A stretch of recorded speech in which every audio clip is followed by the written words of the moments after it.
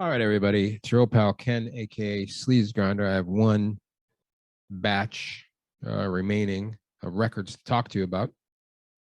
By the way, if you like talking about records, listening to people talking about records, I am suggesting you check out my podcast. It's called the Heavy Leather Record Club. Same title as this channel. There's a link in the description. I think you'll really like it. And obviously, if you're into it, if you're into this, why not subscribe? It'd be great. Great to have you. All right, let's talk about some records, recent records that I've picked up. This record I've wanted for a long time, but it was not available.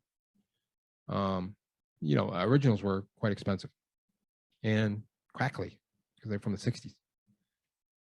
So I was very happy to see this. It's on Vampa Soul, which is a fantastic label. Almost anything Vampa Soul puts out is worth listening to. And this one is a pretty good recreation, although I showed up with a split seam on the top, guys. What the heck?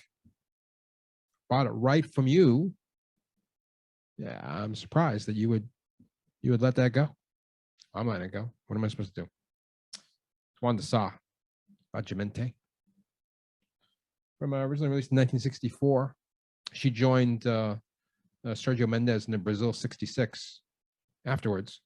But this was her singing, playing the guitar on really, really sweet bossa nova.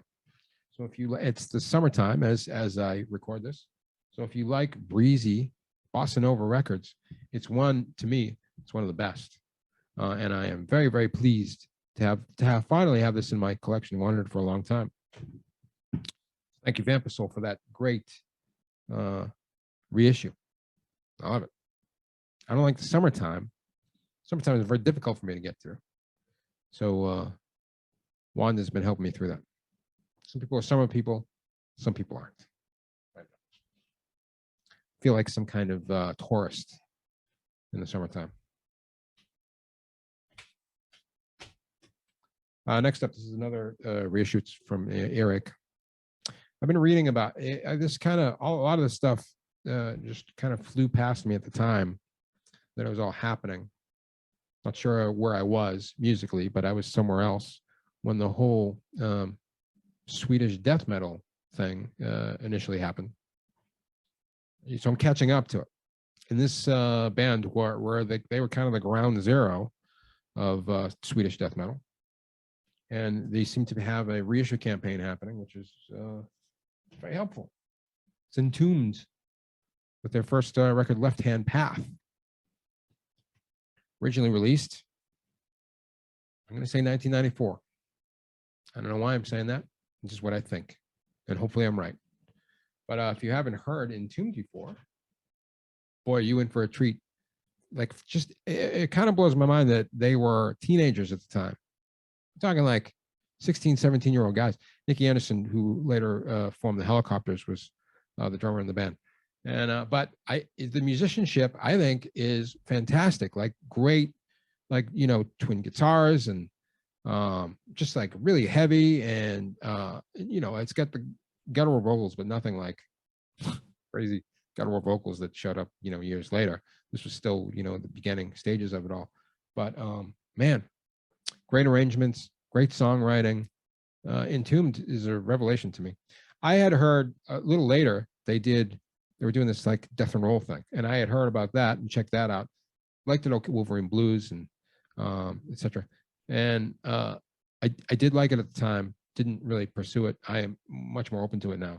So I'm looking forward to when we get to that point in the reissue campaign. But for now, super psyched to have a copy of Left Hand Path.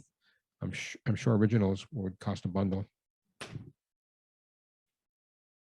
The Prince Estate continues their reissue campaign as well, and right now they are in the symbol era, which when's the last time you saw one of those records around? And they released the Gold Experience for Record Store Day a couple months ago, and then they just released this one, which came right before it, which is the Versace Experience, is what this one's called. This one has some songs like Pussy Control that ended up on the gold record. And in fact,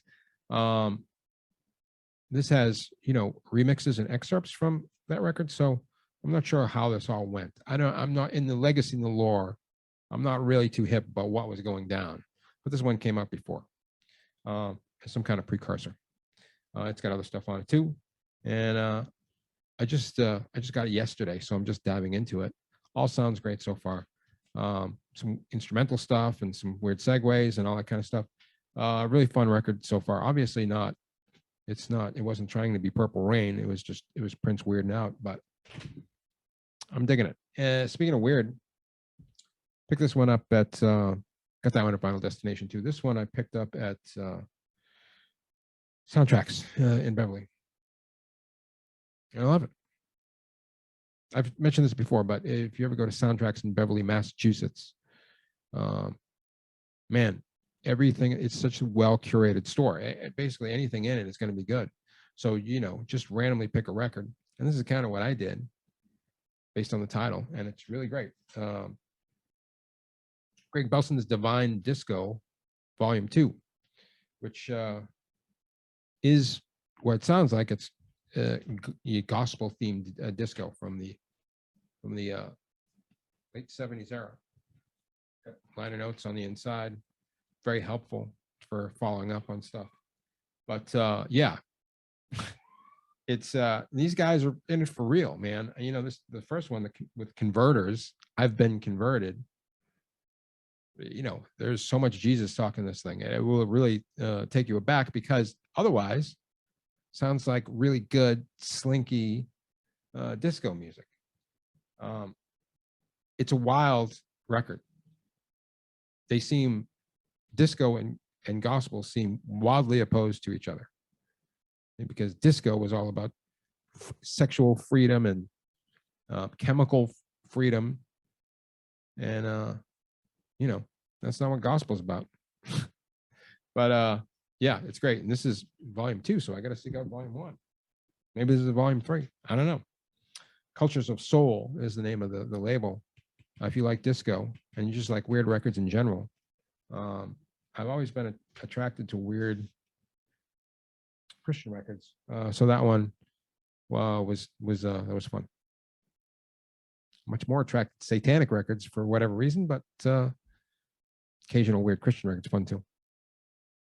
Finally, this one to me was incredibly exciting. Jesus and Mary Chain, pioneers of the shoegaze sound, and to me, one of the greatest rock and roll bands of all time. You can see, got a signed JAMC record poster right behind me. The Reed brothers, constantly clashing. Bobby Gillespie, who later formed Primal Scream, was their drummer early on. They were gone for a long time. And they came back, made a comeback record. I don't know how long it was since their last record, 14 years or something like that. They made this record a few years ago, Damage and Joy. And it's, to me, one of the greatest comeback records of all time. It's so good. It is as good as anything they've ever done. And it's like they didn't miss a beat. And some of the songs on here, in fact, Facing Up to the Facts is probably my favorite Jesus and Mary Chain song, right next to Sidewalker. But anyway, so they released it on vinyl when it came out. I don't know, 5 years ago or something like that. But they just re-released it on this like really deluxe. I can't impress on you how thick this cardboard is, and it comes with this. It comes like this booklet that's kind of inside the gatefold, right? Which is it's pictures and stuff, kind of represent each song, and it's also got a bunch of bonus stuff on it over here on the D side. And it sounds fantastic. It looks fantastic. If you like the JAMC at all, man, you got to get that Damage and Joy reissue. To me, it's probably very high up as for a reissue of the year so far. I love it. And again, you know, one of the greatest comebacks to me of all time. Beautiful. So there you go, everybody. There's some new arrivals to my collection. Would love to hear about some new arrivals to your collection. Please get in touch. Many ways to do that. Thanks for watching. We'll see you next time. Till then, stay rock.